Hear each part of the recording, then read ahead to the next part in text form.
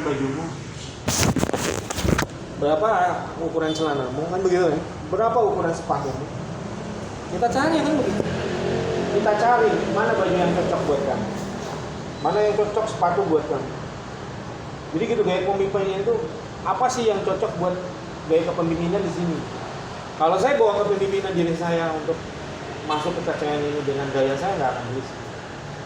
Mungkin bajunya nggak cocok, mungkin sepatunya nggak cocok, ya kan gitu kan, gitu. Ya kan? Kalau nggak cocok sepatunya bisa dipakai nggak? Ya, Ya nggak bisa dipakai dong. Pemikiran saya walaupun kayak gimana bisa dipakai sama orang itu? Nggak akan bisa. Artinya semuanya itu ya, balikin lagi. Terus pertanyaan, apakah Pak Agus mengikuti keinginannya kita? Enggak juga. Karena ada proses-proses tertentu. Contoh kayak gini, kalau ketika baju sudah dipakaikan, celana sudah dipakaikan, sepatu sudah dipakaikan, dan cocok itu semuanya, nyaman ke menurut diri kamu?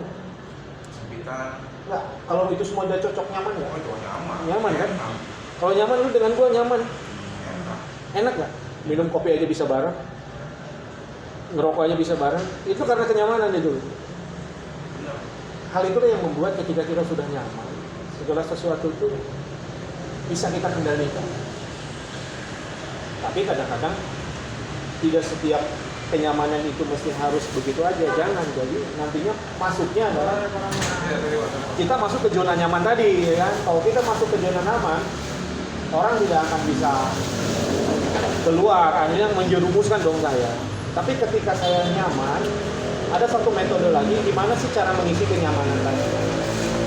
Kayak gitu. Tentu kan mengisi kenyamanan itu kan kalau dalam keluarga udah nyaman kan perlu ada refreshing, ya kan? Konflik manajemen itu pasti ada. Nah, saya belum menemukan konflik manajemen itu. Ngerti nggak? Nanti pun akan saya tumbuhkan konflik manajemen itu. Biarkan si Weni HRD dengan operation biarkan bertarung dulu nih. Saya pura-pura nggak tahu. Tapi konflik manajemen itu saya akan tumbuhkan. Untuk apa? Untuk menguji sebesar apa dan sejauh mana kapasitas seseorang untuk menyelesaikan masalah. Artinya bukan saya suruh berantem, bukan. Kasih nih pekerjaan, lu berdua discuss. Itu namanya konflik manajemen yang saya tumbuhkan. Bukan harus bertengkar gitu loh. Ngerti nggak? Kalau itu mana kebenaran? Nah, Kebenaran. jadi silakan lu ambil menurut lu keputusannya kayak gimana? Menurut lu keputusannya kan itu konflik kan? Mempertahankan keputusan itu konflik. Nah, ketika ini si A, si B sudah mengeluarkan ide-idenya segala macam, pastikan diskusinya ke saya. Baru di situ akan gitu. Jadi konflik manajemen itu bukan ditarungkan si A harus ditarungkan dengan si B, bukan. Kalau dibegitukan nanti akan rasa muncul apa? Merasa gue yang paling benar. Merasa gue yang paling enggak. Justru konflik manajemen itu adalah untuk melibatkan pola pikir kita, melibatkan manajemen dan kan kita punya manajemen diri kita sendiri ya. Menguji kapasitas bagaimana caranya kita menyelesaikan masalah gitu. Ketika kita berhasil untuk meningkatkan manajemen kualitas kita, menempatkan situasi dan kondisi kita dalam sebuah konflik, itulah yang akan menjadi sebuah pembelajaran kepada diri kita supaya lebih bagus lagi. Contoh kayak tadi saya telepon, itu adalah menempatkan konflik saya dengan dia. Konflik saya dengan orang yang selama ini konflik dengan Bu Ati kan gitu. Selama ini kan saya nggak menempatkan diri kan. Iya. Tapi setelah saya hantam begitu, saya menempatkan konflik dong. Bergabung dengan konfliknya Bu Ati kan begitu kira-kira. Tapi secara tidak langsung konflik tersebut adalah ada kata-kata semua adalah sekarang keputusan ada di saya gitu loh. Kan begitu kira-kira. Jadi pengambilan masalah. Paham nggak maksud saya? Lu ada masalah, nggak bisa kan? Diambillah pekerjaan lu sama gua gitu. Beban lu gua ambil. Tapi bukan berarti gua harus kerjaan dia harus selesai gitu loh, bukan ya? Apakah dengan begitu Bu Ati masalahnya selesai? Tidak juga. Tapi ketika kita masuk ke dalam konflik tersebut, kita berusaha pertama mengurai beban yang ada. Beban Bu Ati kan terurai. Paham yang maksud saya?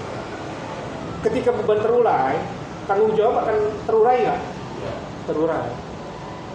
Kan gitu ya? Ya.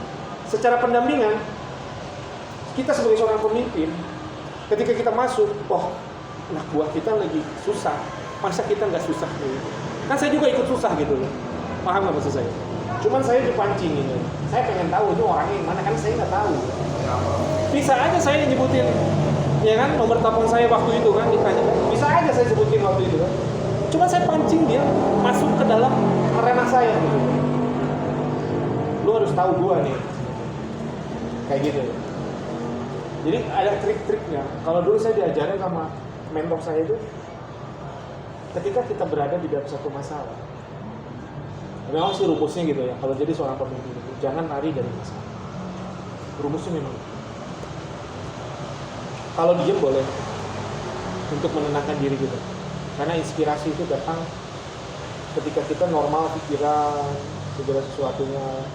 Seorang pimpinan tuh kayak begitu. Kadang-kadang begini.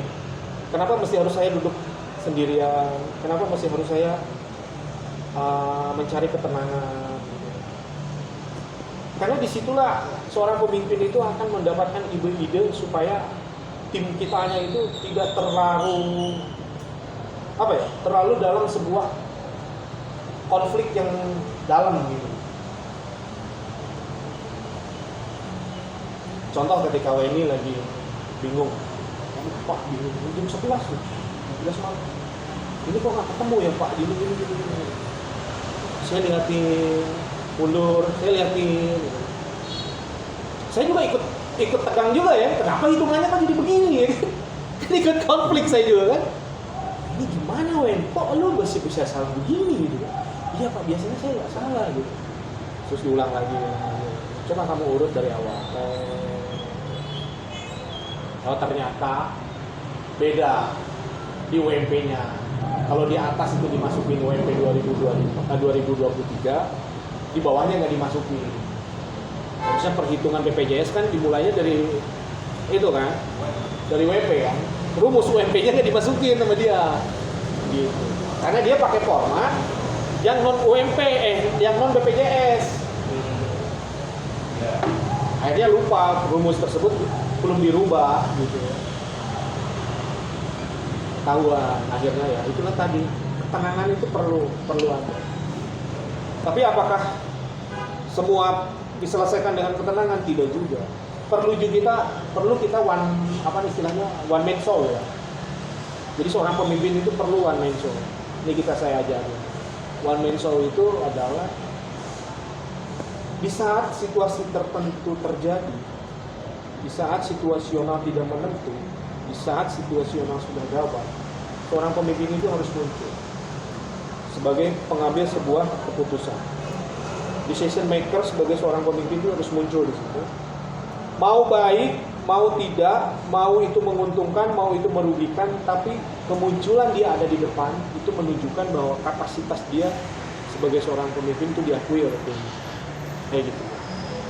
Jadi suatu saat mentok nih kita. Mentok. Kita sebagai seorang pemimpin jangan ikut mentok dong. Iya kan? Nah itu. Makanya kalau ada lagi ilmunya lagi. Ada istilahnya kalau main catur itu kan pion dulu yang maju. Kenapa pion yang maju? Karena jangan raja yang maju, kalau raja yang mati semua kan gitu loh kira-kira. Iya kan?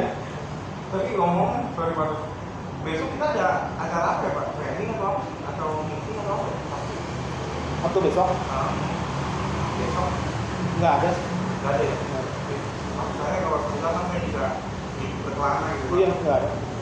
Oh enggak, saya ini dulu, berarti kita pulang pergi aja. Kan lu mau ngecek?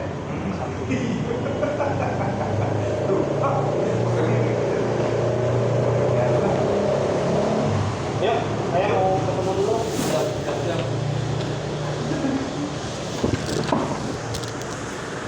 Besok lu ngapain, Bu? PN. Hah? PN.